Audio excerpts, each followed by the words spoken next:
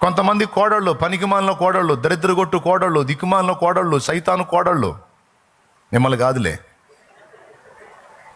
కొంతమంది కోడళ్ళు ఉంటారు.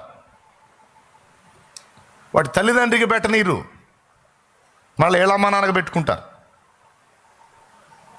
తల్లిదండ్రికి పెట్టనీరు. నేను చెప్పనా, దరిద్రం ఓలాడిద్ది. వాళ్ళు మంచోళ్ళైనా చెడ్డోళ్ళైనా ఎట్లాంటి వాళ్ళైనా సరే అడిగి జన్మనిచ్చారు. నీకంటూ భర్త వచ్చాడంటే దేవుడు వాళ్ళని వాడుకొని నీకు ఇచ్చాడు.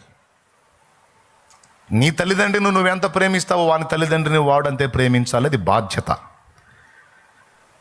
నీ భర్త తన తల్లిదండ్రికి సాయం చేయడానికి ఇష్టపడినప్పుడు నీవు అడ్డగించకూడదు. అది శాపం. వాళ్ళు ఎట్లా, నీ శత్రువులే కావచ్చు కాక, వాళ్ళు నిన్ను ద్వేషించే వాళ్లే కావచ్చు, నీ కడుపు కొట్టిన వాళ్లే కావచ్చు. అయినా సరే శత్రువుకి అన్నం పెట్టమన్నాడు అక్కడే. నీ శత్రువుకి అన్నం పెట్టు, అదే నీ